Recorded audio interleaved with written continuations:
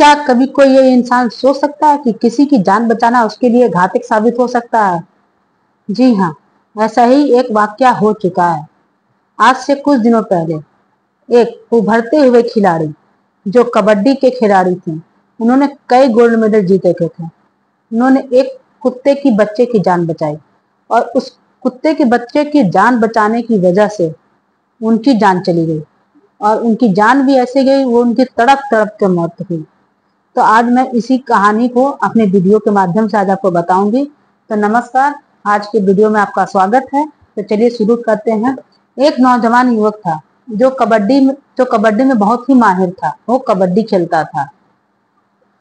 तो बात कुछ ऐसी है कि एक नाली में एक कुत्ते का छोटा सा पिल्ला बहुत समय से आवाजें दे रहा था, रो रहा था, जैसे मानो कि किसी को पुकार रहा हो कि आओ मुझे इस नाली से निकालो। ये बातें बहुत लोगों ने सुनी, इसकी आवाज, उस कुत्ते के बच्चे की आवाज बहुत लोगों ने सुनी, लेकिन सबने सुन के भी अनसुना कर दिया। लेकिन वहीं से एक नौजवान 20-22 साल का, वो वहीं से गुजर रहा था। उसे भी ये आवाज सुनाई दी और उसने देखा कि एक नाली में सना हुआ, मतलब एकदम गंदे नाले में सना हुआ कुत्ते का बच्चा चिल्ला रहा है, रो रहा है रो रहा है।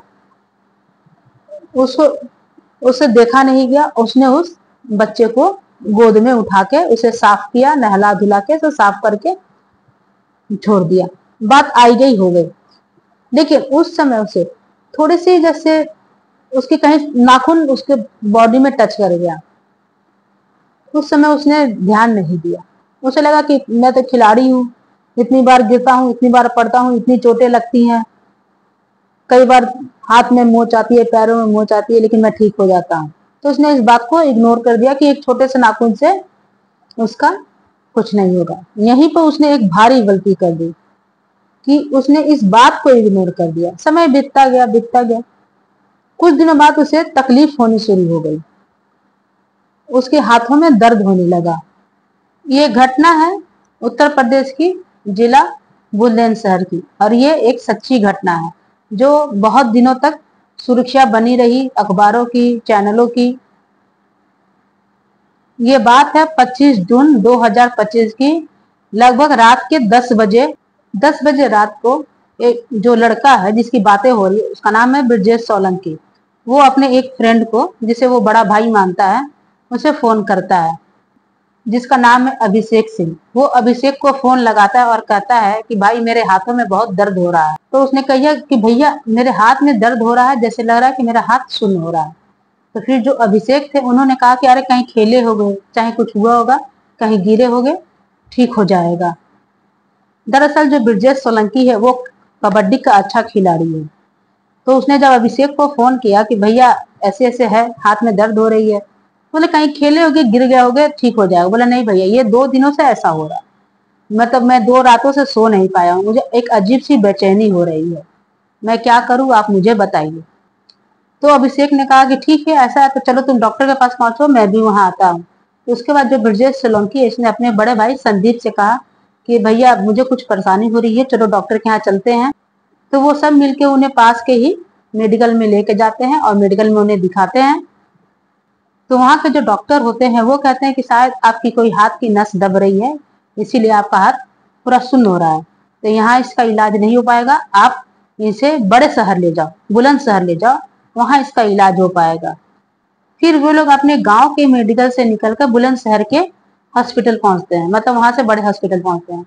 वहां के डॉक्टर भी इनका ज्यादा ध्यान नहीं देते हैं और वो भी कुछ ऐसे ही टाल मुटल करके इनको बाहर जाने के लिए कहते हैं कि आप इनको हायर मेडिकल सेंटर ले जाओ, कहते हैं शायद वहां आपका सही इलाज हो जाए।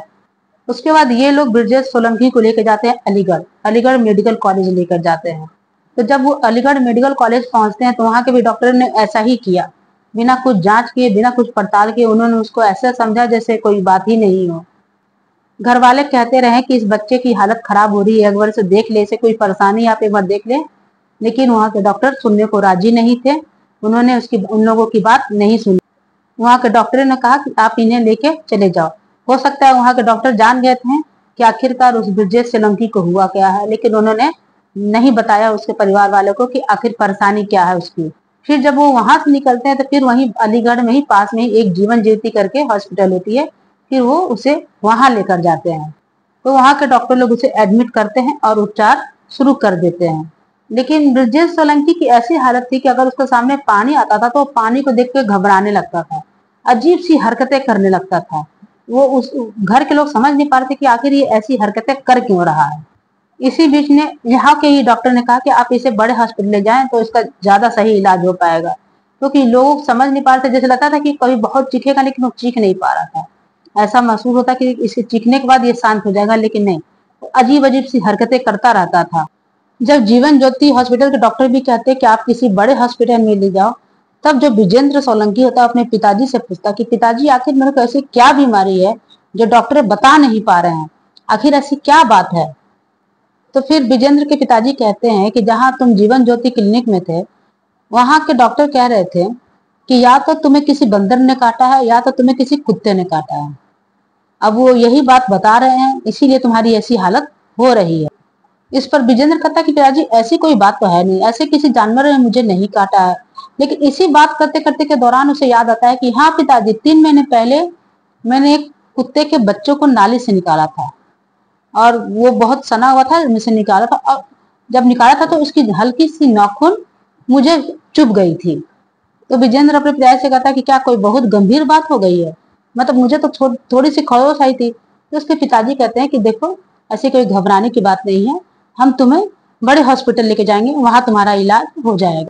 फिर वो अलीगढ़ से नोएडा लेके आते हैं। नोएडा के हॉस्पिटल वाले भी कहते हैं कि आप बिल्कुल परेशान मत होइए, हम लोग इसका इलाज कर देंगे। फिर नोएडा के हॉस्पिटल वाले बोलते हैं कि आप इसे दिल्ली लेकर जाए, वहां के जो हॉस्पिटल वाले हैं वो इसे ठीक कर देंगे। लेकिन वहां भी एडमिट होने के बाद जैसे जैसे समय बढ़ता जा रहा था, वैसे वैसे ब्रिजेश की हालत और खराब होती जा रही थी। यहाँ भी इसकी हालत में कोई सुधार नहीं होता है, उसकी हालत बद से बदतर होती जाती है। फिर उसके परिवार वाले दिल्ली से लेकर मथुरा चले जाते हैं। मथुरा में कोई आयुर्वेदिक हॉस्पिटल रहती है, वो वहां लेकर चले जाते हैं। वहां जब दवाई दी जाती है तो शायद थोड़ी से उसे आराम मिल जाती है।